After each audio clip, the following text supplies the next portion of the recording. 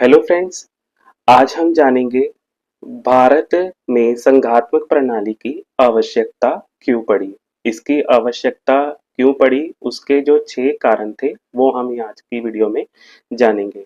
तो सबसे पहले जो आवश्यकता का कारण माना गया है वो है स्वतंत्रता प्राप्ति के बाद देशी रियासतों की समस्या। यहाँ पर हम जान लेते हैं, स्वतंत्रता प्राप्ति के साथ ही लगभग 562 देशी रियासतें जो स्वयं को स्वतंत्र यानी कि आजाद रखना चाहती थी, उनके भारत में मिलाए जाने की समस्या के समाधान के लिए संघात्मक प्रणाली की आवश्यकता पड़ी, जो कि उचित थी उस समय। दूसरी जो आवश्यकता पड़ी वो थी भारत में पाई जाने वाली भिन्नताएं। भारत में अलग-अलग जातियों, भाषाओं, धर्मों और संप्रदाय इत्यादि के लोग रहते हैं, जो एकता के साथ-साथ अपना अलग अस्तित्व भी कायम रखना चाहते हैं।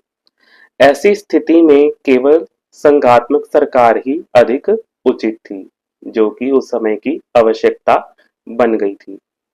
तीसरी जो आवश्यकता मानी गई है, वो मानी गई है कि भारत का विशाल आकार। भारत के विशाल आकार के कारण भी इसके राज्य प्रबंध के लिए संघात्मक सरकार अधिक उचित रही थी। उस समय जो निर्णय लिया गया था संघात्मक प्रणाली की आवश्यकता के लिए। आगे जो चौथी आवश्यकता थी वो थी कि क्षेत्रीय आवश्यकताओं की भिन्नता। भारत में लगभग प्रत्येक क्षेत्र की स्थानीय आवश्यकताएं अलग-अलग यानी कि भिन्न-भिन्न हैं, जिनकी पूर्ति के लिए संघात्मक सरकार अधिक उचित मानी जा सकती थी। इसीलिए भारत के संघात्मक प्रणाली की आवश्यकता पड़ी। आगे जो है पांचवा जो आवश्यकता पड़ी वो पड़ी थी राजनीतिक शिक्षा प्रदान करने के लिए।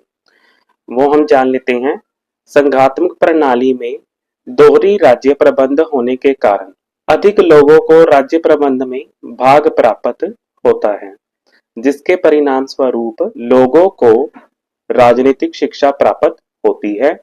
भारत में लोकतंत्र की सफलता के लिए यह आवश्यक था, जिस कारण भारत में संघात्मक प्रणाली की आवश्यकता जो है महसूस की गई थी। आगे जो छठी आवश्यकता पड़ी वो थी भारत में संघवाद का पुराना इतिहास। यहाँ पर हम जान लेते हैं, भारत में संघवाद का इतिहास काफी पुराना है। 1980 में लॉर्ड मेजो ने भारत के लिए संघात्मक प्रणाली को उचित बताया। इसके पश्चात साइमन कमीशन द्वारा भारत में संघात्मक प्रणाली की सिफारिश की गई और 1935 के कानून के अधीन भारत में संघात्मक प्रणाली की व्यवस्था की गई। इसके अतिरिक्त भारत में संघात्मक प्रणाली अपनाए जाने की राष्ट्रवादियों की पुरानी मांग थी। अंत में क्या हुआ कि स्वाभाविक था कि स्वतंत्रता प्राप्ति के बाद भारत में संघात्मक प्रणाली अपनाई जाती। तो आई होप कि दोस्तों आप सभी को आज की वीडियो अच्छी लगी। अगर कुछ सीखने के लिए मिला तो लाइक कीजिए, एक प्यारा सा कमेंट कीजिए और मेरे चैनल को सब्सक्राइब कीजिए।